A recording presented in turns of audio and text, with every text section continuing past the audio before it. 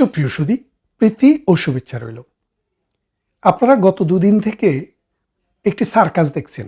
Circus তো আপনারা 5 August 2024 সালের পর থেকেই দেখছেন। তবে গত দুদিন থেকে আমাদের দেশের সাউয়া হাদি নামে খ্যাত জুলাই সন্ত্রাসীদের একজন, যিনি আততায়ীর গুলিতে নিহত হয়েছিলেন, তাকে ঢাকা বিশ্ববিদ্যালয়ের সমস্ত নিয়মকানুন ভঙ্গ করে আমাদের বিদ্রোহী কবি, বাংলার বায়রন, চির সাম্প্রদায়িকতার কবি, চিরমানবতার কবির পাশে এই সন্ত্রাসী, এই সাম্প্রদায়িক, এই অসভ্য ব্যক্তিকে কবর দেওয়া হয়েছে।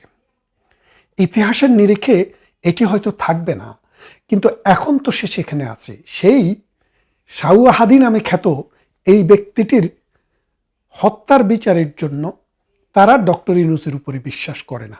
খেয়াল করে দেখেন, ডক্টর ইউনূসকে যদি তারা বিশ্বাস না করে, তাহলে শেখ হাসিনা যে অত বছর বিশ্বাস করেনি, বাংলাদেশের আইন বিচার যে তাকে শাস্তি দিয়েছিল, সে যে মিথ্যাবাদী, এটার কোন অংশে আপনি অস্বীকার করবেন? দেখেন, তারাই ডক্টর ইউনূসকে বিশ্বাস করে না, তাহলে ডক্টর ইউনূসের নির্বাচন দেশের মানুষ কিভাবে বিশ্বাস করবে? ডক্টর ইউনূসের কথা কিভাবে বিশ্বাস করবে? ডক্টর ইউনূসের নিয়োগকারী হচ্ছে এই হাদিরা, ডক্টর ইউনূসের নিয়োগকর্তা হচ্ছে এই এনসিপিরা, এই জামাতরা। তারাই যখন ডক্টর ইউনূসের উপর থেকে তাদের ঈমান হারিয়েছে, তাদের বিশ্বাস হারিয়েছে, তাহলে সাধারণ মানুষ, আওয়ামী লীগ বলেন, বিএনপি বলেন, বা অন্য কোনো দল বলেন, আন্তর্জাতিক শক্তি বলেন, তারা কি করে তার উপরে বিশ্বাস স্থাপন করবে? কারণ তিনি তো নিজেই বলেছিলেন তার নিয়োগকর্তা তারা। তার নিয়োগকর্তারাই যখন তার কর্মচারীর উপরে, তার গোলামের উপরে সমর্থন উজ্জ্বল করে নেন, যখন তারা অস্বীকার করেন তার কথা সত্য বলে ধরে নিতে, তখন কিন্তু তার আর ক্রেডিবিলিটি থাকে না। এখন বিষয়টা হচ্ছে, এই হাদির হত্যাকারীদের বিচারের দাবিতে ইনকিলাব মঞ্চ নামে যে মঞ্চটি এখন মাঠে আন্দোলন করছে, সেই মাঠের আন্দোলনকারীরা কেন মাঠে নামলো? তারা তো জামাতে ইসলামের বি টিম। জামাতে ইসলাম হচ্ছে তাদের বাবা। এটা তো জামাতের গোলাম পরোয়ার বলেছে, সন্তান হয়ে বাবার উপরে কথা বলো না। এটা কিন্তু গোলাম পরোয়ার বলেছিল। এটা নিয়ে মিডিয়াতে নিউজ হয়েছে, পত্রিকায় এসছে, টেলিভিশনে দেখেছি, ইউটিউবে তো অহরহ দেখা যায়, এখনও দেখা যায়। তাহলে এখন আপনি ব্যাপারটা বোঝেন, সেই তাদের বাবা তাদেরকে নির্দেশ দিয়েছে। জামাতে ইসলাম কেন নির্দেশ দিয়েছে? জামাতে ইসলাম বুঝতে পেরেছে যে এবারে যে নির্বাচনটি হতে যাচ্ছে, এই নির্বাচনটিতে জামাতে ইসলাম মনে করেছিল যে হাটে মাঠে ঘাটে সব জায়গায় তাদের সন্ত্রাসী, তাদের ক্যাডার বাহিনী, ধর্মের বড়ি খাওয়ানো, ট্যাবলেট খাওয়ানো সেই মৌলবাদী শক্তি, যারা বেহস্তের স্বপ্নে বিভোর, 70টা হুর মনে হয় যেন এখনই তারা ছবি দেখে ফেলতে চায়, সেই তারা বুঝতে পেরেছে যে বিএনপিও কোমর বেঁধে মাঠে নেমেছে। বিএনপির সাথে প্রশাসনের একটা বিশেষ অংশ আছে, পুলিশের একটা বিশেষ অংশ আছে, আর তাছাড়া যারা সারা জীবন এন্টি জামাত, সেই ভোটগুলোও কিন্তু এখন বিএনপির পক্ষে যাবে। তাই জামাতে ইসলামে ধরে নিয়েছে সরকার গঠন করা তো দূরের কথা, 40টি সিট নিয়ে ইজ্জত বাঁচানো তাদের জন্য কঠিন হয়ে যাবে। এমতো অবস্থায় তারা চাইল চলে বলে কৌশলে কোনো না কোনোভাবে নির্বাচনটিকে পিছনে নিয়ে যেতে। আর এটিকে আমি নির্বাচনও বলি না, এটিকে বলি প্রহসন।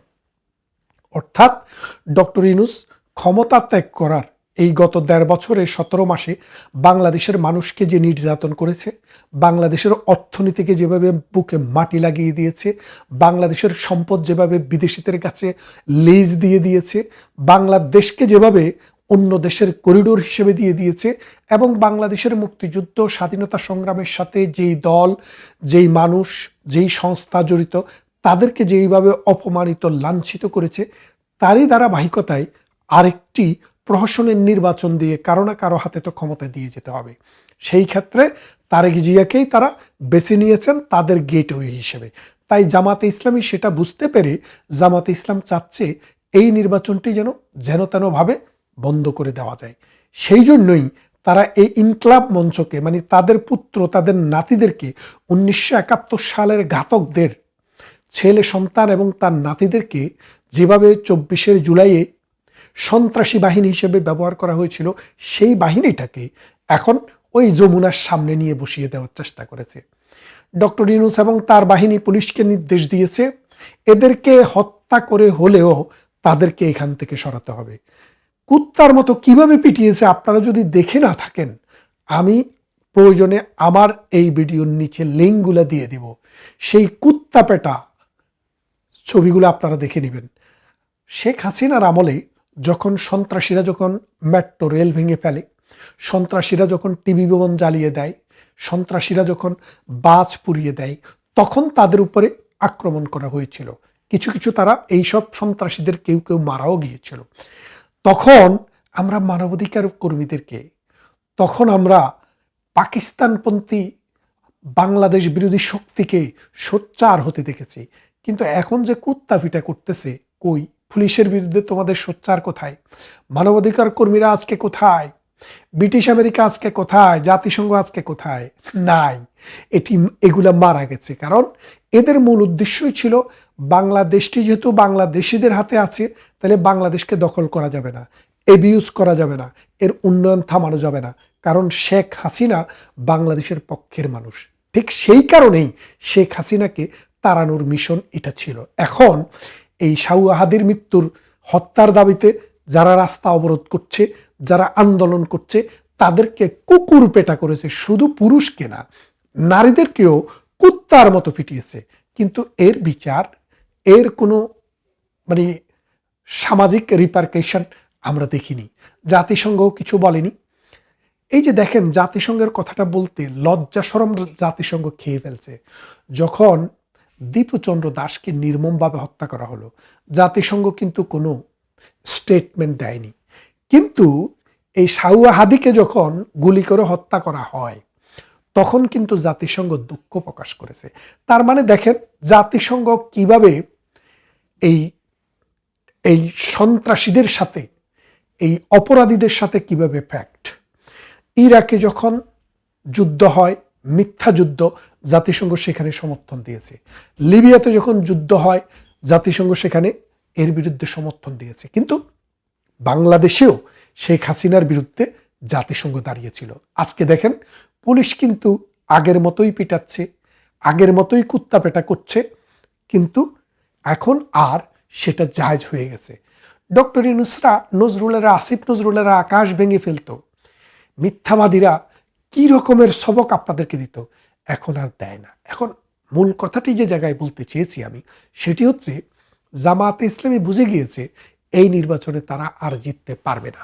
তাই তারা এই নির্বাচনটিকে প্রলং করার জন্য, আরও সময় নেওয়ার জন্য, বানচাল করার জন্য এই তাদের ছেলে এবং নাতিপুতিদেরকে দিয়ে এই আন্দোলনটি করাচ্ছে। আপনি দেখেছেন আম্মারকে, আম্মা দেখ দেখ তোর মুন্না মইরা যায়, ওই মুন্নারে পাঠাইছে। তারপরে আপনি দেখেছেন সাদেক কাইমকে, ফরহাদকে, কোথায় দেখেছেন? ওখানে। ওগুলো তো সবই জামাতের লোক। তাহলে ইনকালাব মঞ্চ কারা? জামাতের একটি সি টিম। জামাতের কিন্তু 4টা টিম। একটা টিম হচ্ছে জামাতে ইসলামী মূল, আরেকটা টিম হচ্ছে এবি পার্টি, আরেকটি টিম হচ্ছে এনসিপি, আর চতুর্থ পন্থা হচ্ছে, এটার নাম হচ্ছে ইনকালাব মঞ্চ। মানে ছোট ছোট দোকান, কিন্তু মালিকানা সবার। কোনোটাতে সানাসুর বিক্রি করে, কোনোটাতে মলম বিক্রি করে, কোনোটাতে কন্ডম বিক্রি করে, কিন্তু মূল মালিকানা জামাতে ইসলামের।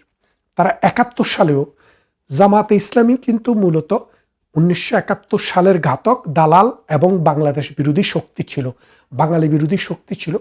তাদের 4টা দোকান ছিল।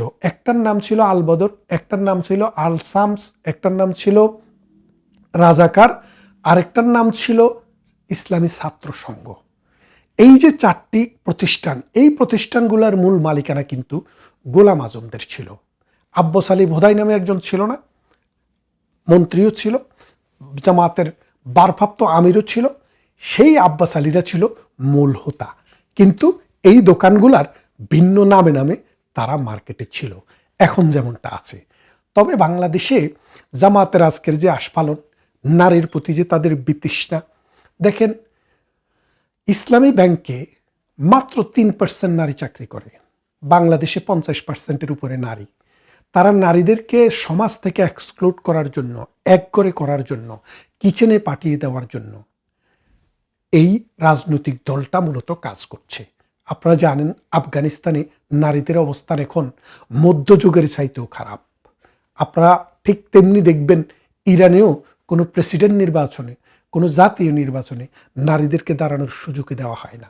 ঠিক তেমনি ইয়েমেনেও দেওয়া হতো না, কারণ তারা নারী বিদ্বেষী। তারা নারীকে মানুষ হিসেবে মনে করে না, নারীকে মনে করে ভোগ্যপূর্ণ। আমাদের দেশে একটা করছে না ছাত্রী সংস্থা, চিন্তা করে দেখেন, তারা রাজনীতি করবে ছাত্রী সংস্থা, কিন্তু তারা ভোটে দাঁড়াতে পারবে না। কিসের ভোটে? তারা জাতীয় নির্বাচনে দাঁড়াতে পারবে না, তারা দলের প্রধান হতে পারবে না, কারণ তারা নারী। অথচ এই নারীরাও তাদেরকে একটা বড় অংশ সমর্থন করে। তারা বেহেশতে ওই 70 জনের একজন হুরি হতে চায়, একজন হুর হতে চায়, তারা মানুষ হতে চায় না। ভালো থাকবেন, কথা হবে অন্য কোনো ভিডিওতে। এই শাহু হাদিদেরকে আজকে যেভাবে তার সহযোগীদেরকে কুত্তার মতো পিটাচ্ছে, এই পিটা অব্যাহত থাকবে আগামী দিনগুলোতে, সেটার জন্য অপেক্ষা করুন। যে যেখানে আছেন সবাইকে আবারও প্রীতি ও শুভেচ্ছা।